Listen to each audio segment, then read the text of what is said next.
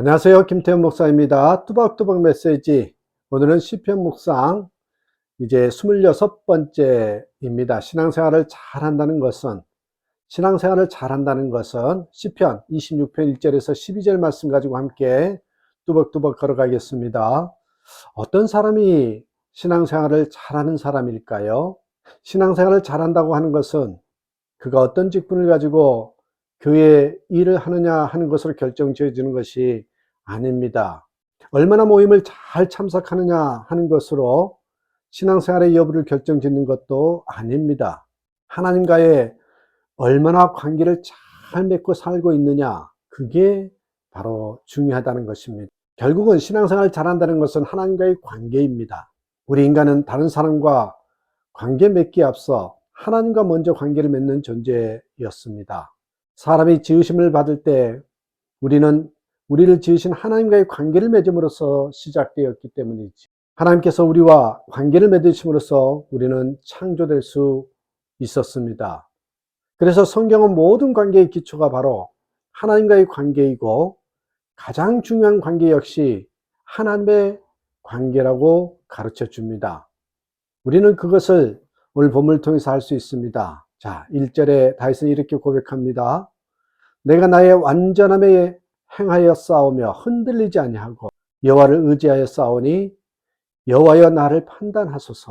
이 말씀을 가만히 묵상해 보면 쉽게 공감되지 않는 부분이 있습니다. 그것은 완전함이라는 말입니다. 완전함. 우리가 잘 아는 것처럼 피조물인 우리 인간은 완전할 수가 없습니다.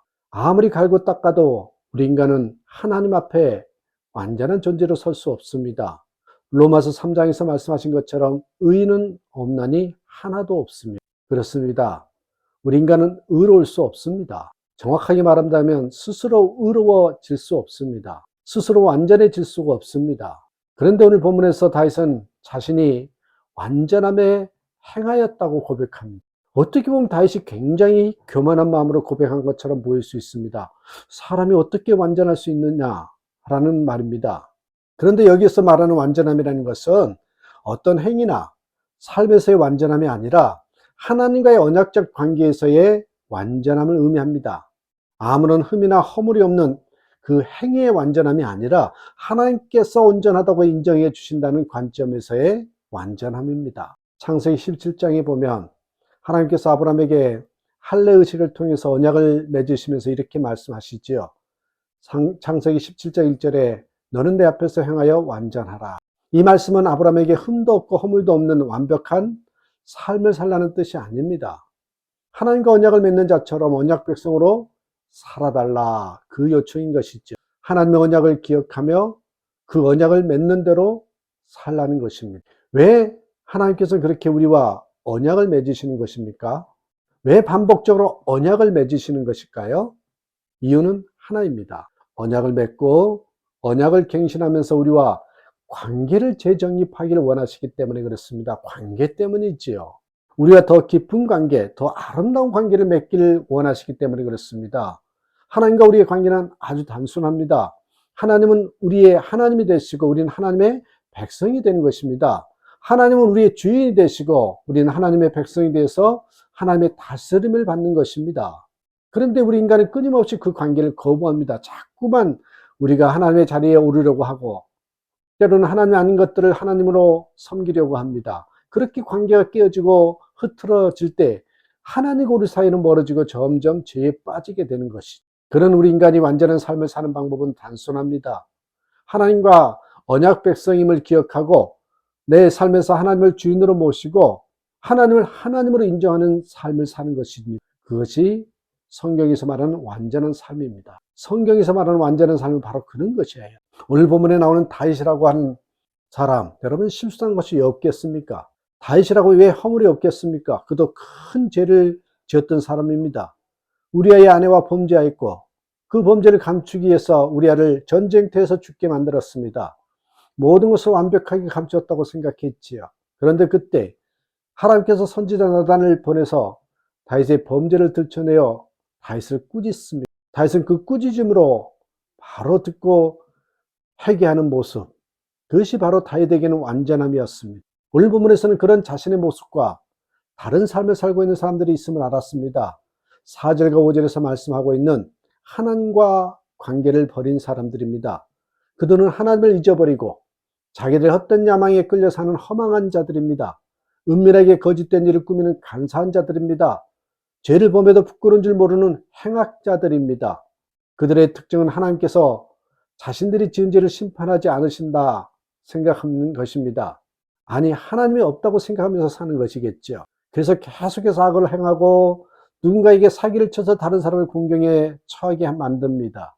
바꿔 말하면 하나님과 바른 관계를 맺지 못한 채 사는 사람들입니다. 본문에서 다윗은 그런 무리들처럼 살지 않는다고 고백합니다. 허망한 사람과 같이 앉지 않고 간사한 사람과 어울리지 않습니다. 악을 행하는 사람들이 모이는 곳에는 가지도 않습니다. 그렇게 하는 것이 하나님과 바른 관계를 맺는 방법이기 때문이지요. 다윗은 자신의 그런 모습을 가리켜서 완전함에 행하였다 고백하고 있는 것입니다. 그렇습니다. 우리는 하나님의 백성으로서 하나님을 나의 하나님으로 고백하며 살아야 합니다. 하나님을 나의 하나님으로, 그리고 나는 하나님의 백성으로 바른 관계를 설정하고 그 관계 안에서 살아야 합니다. 그것이 우리가 완전하게 사는 방법입니다. 그런데 우리는 너무 자주 우리 삶에서 하나님을 모른 채 하며 삽니다. 교회에서 예배할 때는 하나님과의 관계 맺음을 한다고 생각하는데 예배 자리를 떠나 내 삶의 현장에 가서는 하나님과 나와 어떤 관계인지를 잊고 삽니다. 그래서 하나님을 주인으로 모시지 못하고 내 마음대로 살지요. 영적 외도하는 예배자, 영적 외도하는 예배자라는 책에 이런 내용이 나옵니다. 어떤 집사님이 어느 날 시험을 했다고 합니다. 하루 종일 예수님이 자기 옆에 계신다고 매 순간을 의식하며 살아보는 것입니다. 그랬더니 너무 스트레스가 많은 하루였다고 고백하지요. 이은 즉슨 이렇습니다. 그분이 사무실이 큰 대로변에 있는데 출근하면서 1차선으로 차를 운전해 가다가 유턴을 해서 지하 주차장으로 들어가곤 했습니다. 그날도 유턴하기 위해서 1차로로 들어가는데 그것은 사실 좌회전만 허락된 곳이지 유턴한 자리가 아닙니다. 그날도 평소처럼 적당한 기회를 봐서 유턴하려고 하는데 옆자리에 예수님이 타고 계신다고 생각하니까 유턴을 할 수가 없더래요. 그래서 1km나 더 가서 유턴을 해서 되돌아왔습니다. 오전에 사업상 운전을 많이 하는데 다른 차가 불쑥불쑥 끼어들면 습관처럼 여기 입 밖으로 나왔습니다. 그런데 그날은 옆자리에 계신 예수님이 의식되어서 참았습니다. 그러니 참으면서 스트레스가 쌓인 것입니다. 참 솔직한 집사님의 고백입니다. 그런데 우리도 늘 그렇게 살지 않습니까? 믿음을 가졌다고 하면서도, 하나님의 백성으로 산다고 하면서도, 예수님께서 늘 우리 곁에 계심을 믿고 산다고 하면서도 우리는 너무 자주 하나님을 잊고 삽니다. 내가 힘들 때만 주님 곁에서 도와주기를 바랄 뿐 내 삶 전부를 주님 앞에 내어놓고 사는 것에는 익숙하지 않습니다. 내 욕심대로 할 때에는 하나님께서 눈 감아 주실 것이라고 착각합니다. 주님 앞에 불편한 것은 의식적으로 주님을 잊고서 내가 하고 싶은 대로 하면서 삽니다. 우리가 믿음으로 산다고 하는 것은 하나님을 내 편으로 만드는 것이 아니라 내가 하나님 편이 되어 사는 것입니다. 하나님을 내 뜻에 맞춰 하나님을 내 필요에 끌어들이는 것이 아니라 내 뜻을 내려놓고 하나님의 뜻에 내 뜻을 맞춰가는 것입니다. 그렇게 살면 주님을 의식하고 살아도 스트레스가 없습니다. 그런데 죄악과 거짓된 욕심의 포로가 된 우리 인간은요, 그런 하나님의 백성이 되려 하기보다는 하나님을 나에게 맞춰서 내게 도움이나 주는 분으로 이용하려고 합니다. 그러다 보니까 하나님과의 바른 관계를 맺을 수가 없을 뿐더러 믿음이 스트레스가 되는 것이죠. 하나님께서는 오늘도 우리에게 아브라함에게 말씀하신 것처럼 내 앞에서 완전하라고 말씀하십니다. 완전한 삶이라는 것은 우리 행동에 전혀 흠이나 허물이 없는 것을 말하는 것이 아닙니다.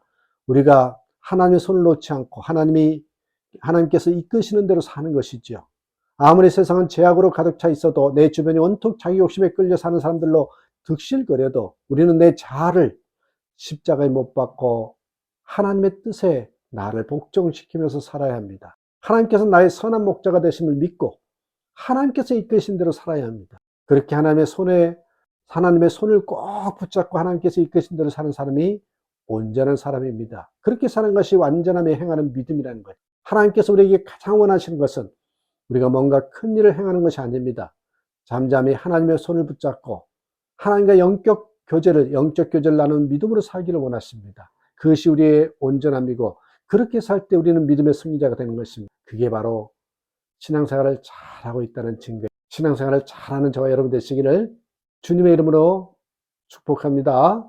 감사합니다.